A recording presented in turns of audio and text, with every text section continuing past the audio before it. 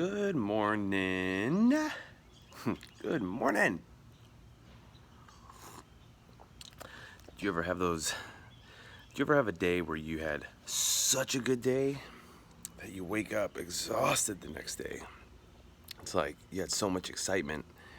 It's almost like when you have like a super emotionally sad day. The next day you're pretty exhausted from all the emotions. It's kind of the same thing when you're like super excited and you're exhausted from the emotion. Yesterday was a great day. It was a great day. And today, I might have to drink a little extra coffee. Yeah, so I was thinking about what to talk about today. There's all kinds of ideas. I think I want to talk about collective consciousness. Have you ever thought about that? Do you know what that is? You know, I've explored a lot of these ideas, and when I came to collective consciousness, it explained a few things for me. You know, I always wondered, where do intuitions come from? And I remember when I was in the Air Force, I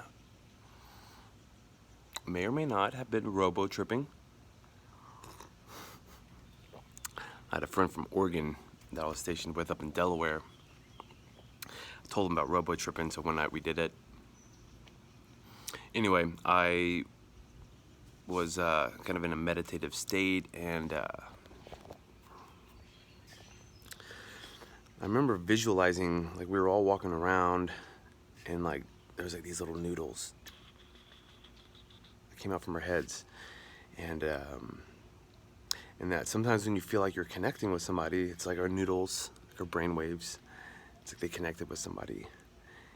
Like, that's how we connect. Well, I think I was like 19 when I was having that thought. And then fast forward just a few years ago, I guess within the last 5 years-ish, I remember hearing about collective consciousness, and that consciousness isn't just within our body. It's not just in our brain. It's energy. You know, it just flows throughout the entire universe. And there's, you know, there was a time when I was in the Air Force. So my high school sweetheart, we dated for about 3 years before we, you know, called it off. But I think around 2-year mark is when I had left for the Air Force and she had left for college, and we stayed in a relationship. And I'll never forget. It was the day after Valentine's Day. I remember, you know, we said goodnight to each other. We loved each other, all that fun stuff. And as far as I knew, everything was good. Well, I had woken up the next morning, and I was having pretty much, I could only remember all the most amazing memories about us.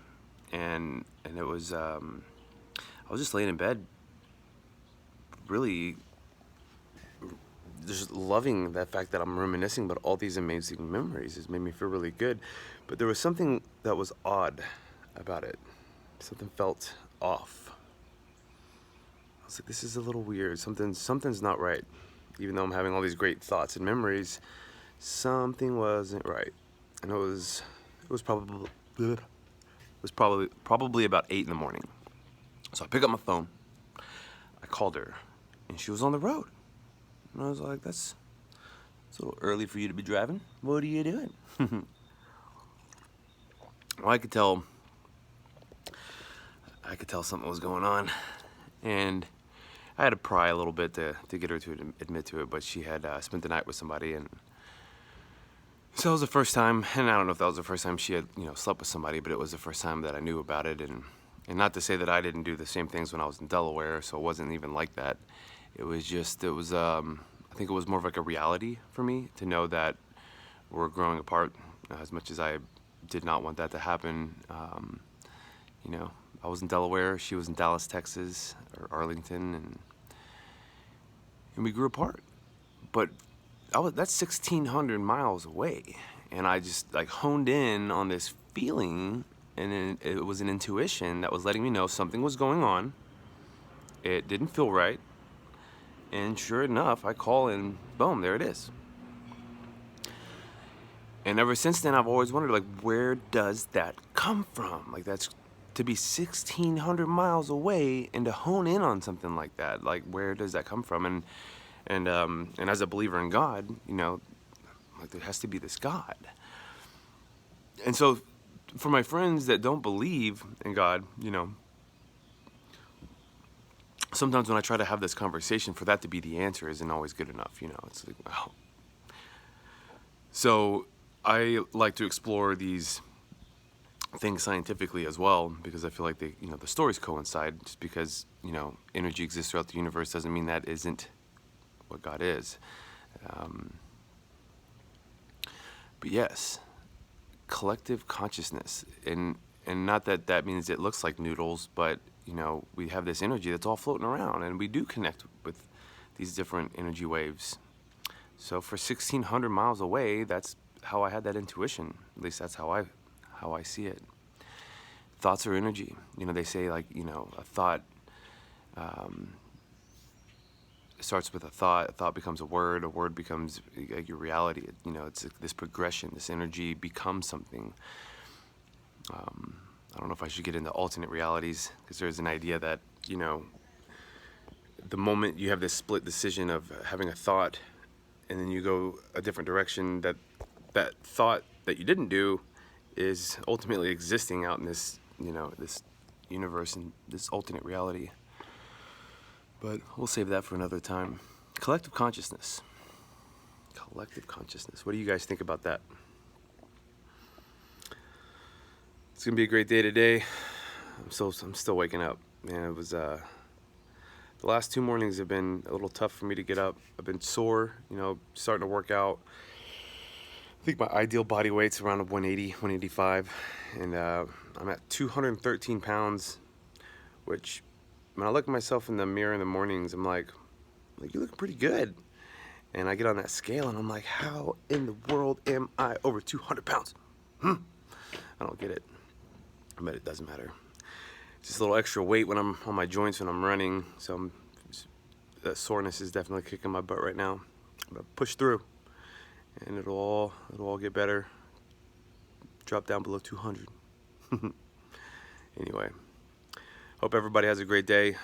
Almost end of week, almost weekend. Oh, I guess I should bring this up. A lot of people get wrapped up in the things that are going on, and it consumes them. It consumes their energy. And I remember having a friend that was big into conspiracy theories and whatnot, and his energy, it got to the point where every time I hung out with him, it was just like this fierce energy of, let me tell you about all these things going on and blah blah blah blah blah. And I finally told him, I said, look, dude, if all you're gonna do is bitch about this and you're not gonna actually do anything about it, then I don't want to hear you talk about it anymore, because it's exhausting to hear you talk about that. Some of my friends will bring up some politics, and not that I can't have those conversations. It's just that at a certain point, it's consuming my energy, and I'd rather spend that energy on something more constructive or positive. Because if you're not going to do something about something, then why are you letting it consume you? What do you have control over? So I just try to remind myself that if I'm not out changing the world, if I'm not out doing something about all these things that everyone's getting so worked up about, then what good is that really doing for me? So I can change myself. I can't change the world, but I can by changing myself first. So that's what I have control over. Have a great day, and enjoy the rest of your week. Until tomorrow.